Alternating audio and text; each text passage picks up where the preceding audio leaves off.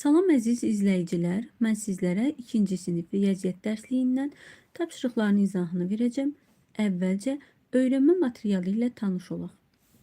Hansı fiqurlara çoxbucaqlılar deyirik? 3 bucaq, 4 bucaqlı, 5 bucaqlı, 6 bucaqlı. Niyə görə 3 bucaq, niyə görə 4 bucaqlı, 5 bucaqlı deyirik? Adından göründüyü kimi 3 bucaqlının 3 bucağı var. Bucaqlarının sayına görə adlandırırıq. 3 bucaq. 4 bucaqlı, 4 bucağı olduğu üçün 4 bucaqlı deyirik. 5 bucağı olduğu üçün, baxın, bu künc tərəflər bucaqdır. 5 bucaqlı deyirik. Həmçinin fiqurun 6 bucağı olarsa 6 bucaqlı adlandırırıq. Bunlar ümumilikdə çox bucaqlar adlanır. Yəni çox bucaqlılar bucaqlarının sayına görə çox bucaqlı adlanır. Və onu da yadımızda saxlayaq ki, çox bucaqlarda tərəflərin sayı ilə bucaqların sayı eynidir. Yəni bir fiqurun 6 bucağı varsa, yadımızda qalsın ki, 6 da tərəfi var. Bucaqların sayı ilə tərəflərin sayı eynidir. Burada bizə nə deyir? Çox bucaqlarda təpələrin sayı ilə bucaqların sayını müqayisə edin. Təpələrin sayı ilə bucaqların sayını müqayisə edin nədir? Fiqura diqqət edək. Məsəl üçün 3 bucaq. 3 bucaqda baxın, bunlar bucaqlardır. Həmçinin də təpələrdir. Təpə ilə bucağın sayı bərabər olur, eyni olur. Bunu da yadımızda saxlayaq. Növbəti tapşırığa baxaq, bələdçi tapşırığına. Həndəsi lövhədə hər fiqurun tərəf, təpə, bucaqlarını sayın, fiqurların adını söyləyin. Baxaq. Gördüyümüz kimi 1, 2, 3, 4. 4 bucağı var, olacaq 4 bucaqlı. Və biz qeyd etdik ki, bucağın sayı neçədirsə, tərəf və təpənin sayı da ona bərabərdir. Demək ki, bu fiqurun 4 tərəfi var, 4 təpəsi var və 4 bucağı var. Adlanır 4 bucaqlı. Digər fiqura baxırıq ki, 1, 2, 3, 4, 5. 5 bucağı var, adlanacaq 5 bucaqlı. 5 bucaqlının 5 təpəsi, 5 tərəfi, 5 bucağı var. Digər fiqura baxırıq. 1, 2, 3, 4, 5, 6. 6 bucağı var, adlanacaq 6 bucaqlı. Bizə deyir ki, tərəfinin, təpəsinin, bucağın sayını qeyd edin. 6 bucağı, 6 tərəfi, 6 təpəsi var və 6 bucaqlı adlanır. Digər fiqura baxaq. 1, 2, 3, 4, 5, 6, 7, 8. 8 bucağı var və bucağına uyğun olaraq adlandırırıq 8 bucaqlı. 8 bucaqlının 8 tərəfi, 8 təpəsi və 8 bucağı var.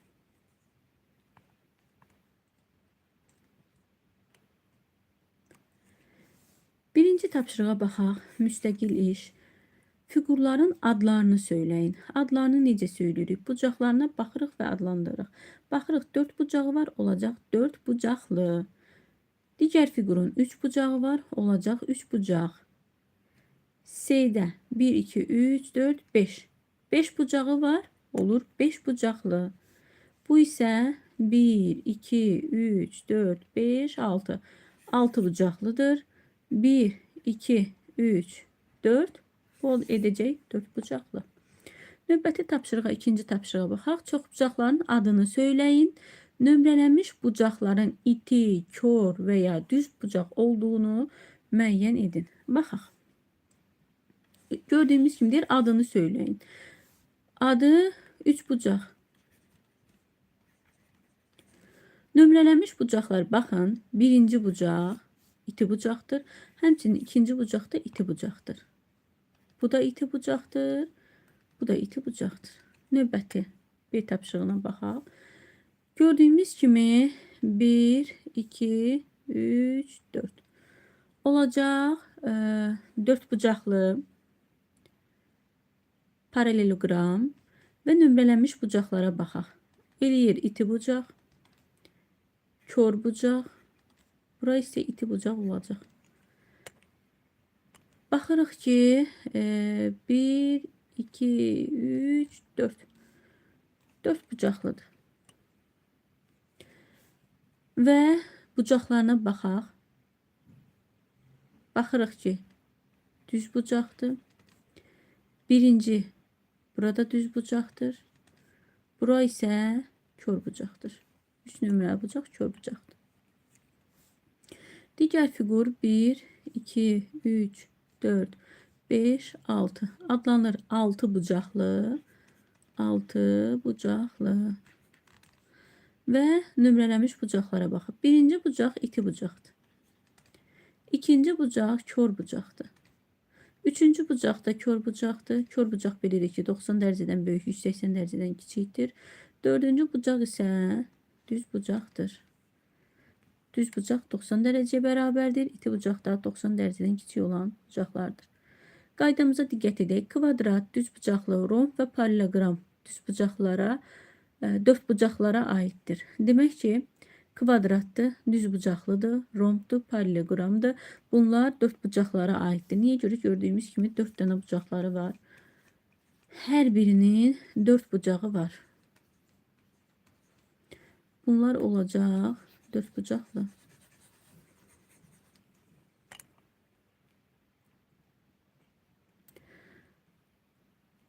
Baxırıq. Kvadrat haqqında bizə nə deyir? Bütün tərəfləri bərabərdir. Bütün bucaqları düz bucaqdır. Kvadratın bütün tərəfləri bərabərdir. Bütün bucaqları düz bucaqdır. Baxın, bucaq bunları nəzərdə tutur. Gördüyümüz kimi düz bucaqdır. 90 dərəcəyə bərabərdir. Düz bucaqlar yalnız qarşı tərəfləri bərabərdir. Baxın, bu iki qarşı tərəf bərabərdir. Digər qarşı tərəflər də bir-biri ilə bərabərdir. Bütün bucaqları burada da düz bucaqdır. Gördüyümüz kimi şəkildə də görürük. Sonra rombun bütün tərəfləri bir-birinə bərabərdir. Bütün tərəflər bir-birinə bərabərdir. Parallelogramda isə yalnız qarşı tərəflər bir-birinə bərabərdir. Yalnız qarşı tərəflər bir-birinə bərabərdir. Bu hissələr qarşı yüz olan hissələr və bu hissələr. Biz bu fikri düz bucaqlı haqqında da dedik. Parallelogram haqqında da dedik ki, qarşı tərəfləri bir-birinə bərabərdir. Fiqurlara oxşar və fərqli əlamətləri tapın. Fiqurların oxşar əlamətləri bizə kvadrat və romb verilmişdir. Oxşar əlamətləri odur ki, bütün tərəfləri bir-birinə bərabərdir. Fərqli tərəfləri isə görür ki, bunu kvadratda düz bucaq əmələ gətirir, amma rombda isə belə deyil. Bucaqları iti və kör bucaq əmələ gətirir. Digər B tapşırığında oxşar əlamətləri odur ki, qeyd etdik ki, yalnız qarşı tərəfləri bir-birinə bərabərdir. Hər iki fiqurun qarşı tərəfləri bir-birinə bərabər olması oxşar əlamətdir. Fərqli əlamətləri götürə bilərik ki, bucaqları, düz bucaqlının bucaqları 90 dərəcəyə bərabərdir. Düz bucaq əmələ gətirir. Düz bucaqlıdır. Amma parallelogram haqqında biz bu fikri deyə bilmərik. Yəni, bucaqları fərqlidir. Gördüyümüz kimi bucaqları fərqlidir. İti və kör bucaq əmələ gətirir. Üçüncü tapşırığa baxaq. Şəkildə kvadrat, romb, düzbucaqlı və parallelogramları göstərin. Baxaq. Şəkildəki gəlin öncə düzbucaqlara baxaq. Baxın, düzbucaqdır. Televizorun ekranını düzbucaq kimi götürə bilərik. Yəni, ümumilikdə şkafı ümumi üçünü bir yerdə, yəni üç qapını bir yerdə nəzərə alıb düzbucaq kimi götürə bilərik. Qapını düzbucaq kimi götürə bilərik.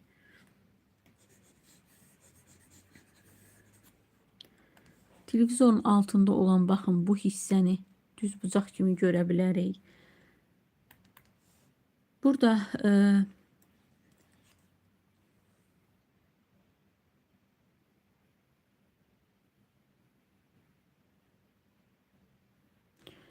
kvadratın kənar çərçivəsi ağ olan yerdə və parallelogramın bu kənar çərçivəsini düzbucaqlı kimi görə bilərik. Sonra romb, rombu götürə bilərik. Baxın, qapının üzərində olan bunlar romb kimi götürə bilərik. Başqa. Sonra parallelogram. Parallelogram. Bunu götürə bilərik. Başqa gördüyümüz var mı? Ola bilər diqqətimdən qaçar. Baxın, hətta burada yerdə düzbucaqlı formasında xalça da var. Kvadrat kimi götürə bilərik, baxın. Burada olan qara fiquru. Sonra kvadrat formalı burada çərçivələr var.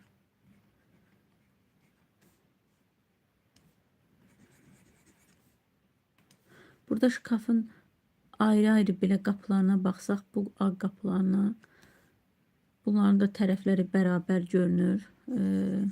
Kvadrat kimi götürə bilərik. Keçək növbəti 4-cü tapşırığa. Çoxbucaqlılar qara rəngdə olan parçalarla hansı fiqurlara ayrılıbdır? Baxaq, hansı fiqurlar ayrılıb. Birinci çoxbucaqlı gördüyümüz kimi qara xətt çəkilibdir və 2 dənə üçbucağa ayrılıbdır. Bu ayrılıb üçbucaqlılara. B bəndində də görürük ki, buradan xətt çəkilib. Bu bir üçbucaqdır, bu da bir üçbucaqdır. 2 dənə üçbucağa ayrılıbdır. Yəni A, B ayrılıb üçbucaqlara. Baxırıq C-yə. C ayrılıbdır. Bir dənə üçbucağa. Digər tərəfdə daha çox paralelograma oxşuyur. Paralelograma oxşuyur. Yəni paralelogram və üçbucağa ayrılmışdır. D-də isə 3 dənə üçbucağa ayrılmışdır. Birinci, ikinci bu hissə, üçüncü də digər tərəf. Növbəti qaydaya baxaq. Tanqram bir kvadratın şəkildəki kimi kəsilmiş 7 hissədən ibarət qədim Çin oyunudur. Bu oyunda bütün hissələrdən müxtəlif təsvirlər düzəltmək tələb olunur. Demək, tanqram budur. Burada olan hissələrdən müxtəlif təsvirlər düzəltmək olar. Gördüyümüz kimi burada da müxtəlif təsvirlər düzəldilmişdir. Sonra 5-ci tapşırığa baxaq. Şəkildə tanqrama aid olmayan fiqurlar hansıdır? Tanqrama diqqət edirik burada və A, B şəklinə diqqət edək. Aid olmayanlar hansılardır? Gördüyümüz kimi tanqramın içində dairə yoxdur. Amma burada dairə qeyd olunubdur. Dairə aid deyil. Digər B-də isə tanqramda biz düzbucaqlı görmürük. Amma burada düzbucaqlı təsvir olunmuşdur. Demək ki, aid olmayan fiqurlar dairə və düzbucaqlıdır. 6-cı tapşırığa baxaq. Bir xətt çəkməklə şəkildəki düzbucaqlardan kvadrat, düzbucaqlı paralelogramı necə ayırmaq olar? Baxaq. Bir dənə xətt çəkə bilərəm buradan. Və bu hissə olar kvadrat. Bir dənə xətt çək, kvadrat ayır. Kvadrat ayırdıq. Sonra düzbucaqlı çəkmək üçün xətti çəkə bilərəm buradan. Gördüyümüz kimi.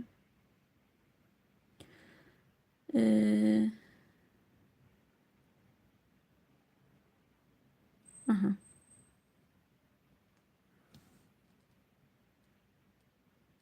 Bir dənə xətt çəkməklə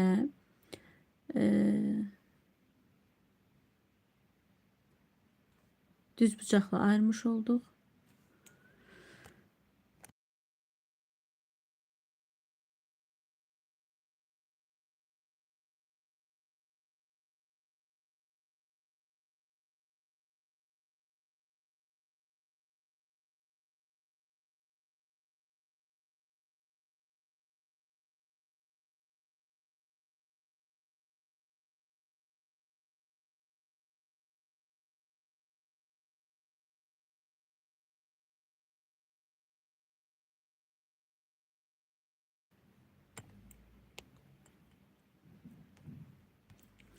Sonra e, düzbucaqlı ayırmaq üçün məsəl üçün xətti buradan da çəkə bilərik. E, Bu hissə yenə də düzbucaqlı olacaq. Çünki baxın, enində 2 dam olur, uzunluğunda 3 dam olur. Yenə də düzbucaqlı formasında olur. Və yaxud buradan xətt çəksək, buradan bu hissəni də düzbucaqlı kimi düşünə bilərik. Sonra davam edək. Paralelogram. Paralelogram necə ala bilərik? Məsələn, xəttimizi necə çəkə bilərik? Belə çəkə bilərik. Paralelogram olsun.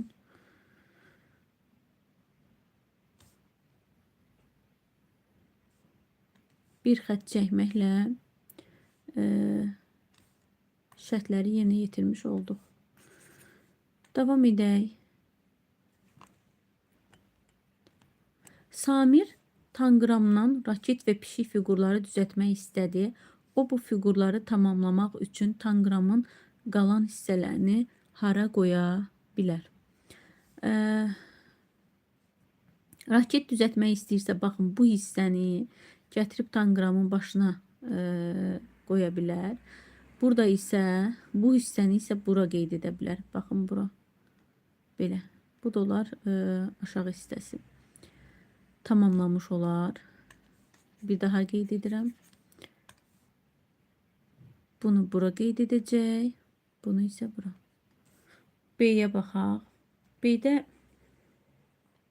tanqramı tamamlayanda pişik şəkli olacaq. Pişik şəkli, baxın, bunu gətirib başına qoya bilər. Olar qulaqları əvəzi. Bunu isə burada qeyd edə bilər. Olar quyruğu. Şəkil formasında sizə göstərim.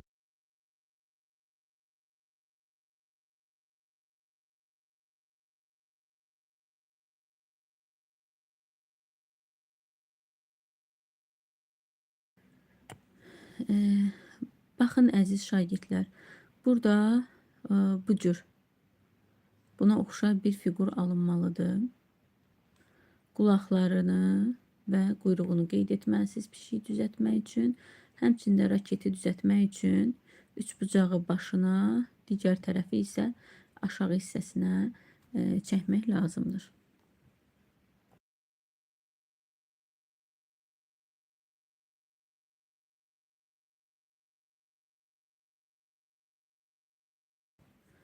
İzahlarımız bu qədər, əziz şagirdlər.